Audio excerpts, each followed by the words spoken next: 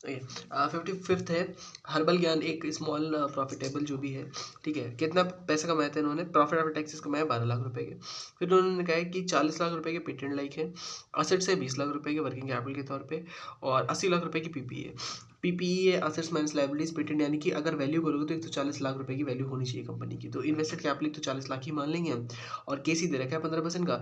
तो क्या करना है, कुछ भी नहीं करना है, पैट ही इसी को नो पैट मान लो। नो पैट 12% का माइनस जो के सी माइन इंटू ये करना होता है ना, के सी इंटू जो भी होता है इन्वेस्टेड कैपिटल, ये करके निकाल लोगे। सिंपल है, सिंपल है। ऐसे ही ये वाला क्वेश्चन है जिसमें कहा है कि एक बंदा बना रहा है कुछ प्रोडक्ट वगैरह, प्रोडक्ट हाई डिमांड में था, प्रोडक्ट जो था मार्केट कैप कितना है 100 करोड़ रुपए का, क्या है मार्केट वैल्यू है, बुक्स में रिकॉर्ड नहीं किया, 100 करोड़ रुपए की पेटेंट की वैल्यू है। इसके बाद हमने बोला कि डिबेंचर्स की वैल्यू कितनी है 400 करोड़ रुपए की, नेटवर्थ कितना है 100 करोड़ रुपए का, यानी कि टोटल कैपिटल कितना हो गया 700 करोड़ का टोटल कैपिटल होगा, जिसमें से हम इक्विटी मान लेंगे 300 का है और डेट मान लेंगे 400 का है। ठीक है, ठीक है।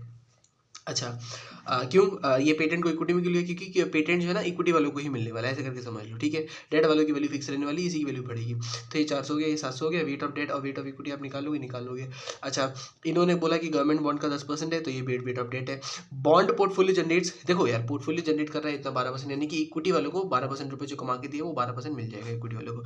कॉस्ट ऑफ इक्विटी कितना हो गया 12% का, तो कॉस्ट ऑफ इक्विटी हमने 12% का कंसिडर करा। कॉस्ट ऑफ डेट हमने कितना कंसिडर करा, 10% का कंसिडर करा। ठीक है, पोस्ट टैक्स टैक्स नहीं लगेगा, कोई दिक्कत नहीं, 300 डिवाइड बाई 7 ये निकाल लिया, बैक निकल के आ गया। इन्वेस्टेड कैपिटल 700 की मानोगे, इसके हिसाब से निकाल लोगे। और सर नोपैड कहाँ दे रखा है, 84 का दे रखा है, 84 को ही नोपैड मारना है इस क्वेश्चन में।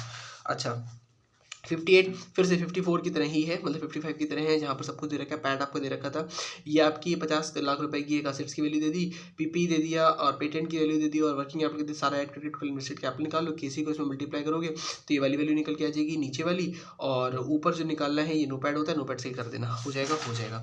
इसके बाद इस वाले क्वेश्चन में क्या किया है, फिर से जो अभी लगाया था वैसे ही कि नेटवर्क दे रखी है, क्वेश्चन में पेटेंट दे रखा है, डिबेंचर दे रखा है, तो ये तो इक्विटी का पार्ट बनता है, weight of debt weight of equity बन जाएगा इनसे। केडी दे रखा है 10% का, केई दे रखा है 12% का, रेवेन्यू यानी कि नोपैड जो रखा है 84 का दे रखा है, इसको यूज़ करोगे आंसर आ जाएगा। अच्छा, ये क्वेश्चन ऐसा हमने पहले लगाया हुआ है, क्या है फिनिशियल लेवरेज देगा 1.4 टाइप का, इसको यूज़ करके निकालोगे ईपीआईटी की वैल्यू निकल के आएगी 140 लाख, टैक्स माइनस करो तो नोपैड निकल के आएगा, पहले तो नोपैड निकाला तो निकाल लिया। ठीक है, अब इसने कहा ईवी की वैल्यू निकालो, नोपैड में से क्या करोगे, इन्वेस्टेड कैपिटल दे रखा है, इन्वेस्टेड कैपिटल कितना हो गया 4 5 6 7 700 लाख का इन्वेस्टेड कैपिटल हो गया। ठीक है, इन्वेस्टेड कैपिटल हमने निकाल लिया 700 लाख का।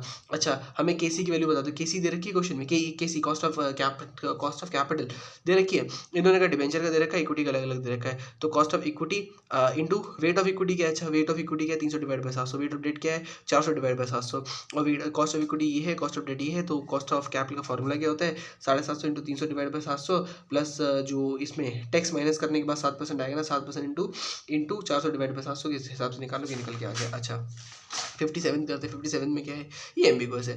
क्वेश्चन क्या कह रहा है, सबसे पहले नोपैड के लिए लो, नोपैड के लिए वैल्यू क्या लोगे 400 रुपये में से टैक्स हटा दोगे, अगर टैक्स कितने 33.33 का टैक्स निकल के आ रहा है। ठीक है, 300 में से 100 माइनस हो रहा है, यानी 1/3, यानी कि इसमें से भी 1/3 माइनस करोगे तो कितना निकल के आएगा, 100 रुपये का टैक्स निकल के आ गया, 300 रुपये की वैल्यू मेरे पास बच गई, 300 रुपये की वैल्यू बच गई।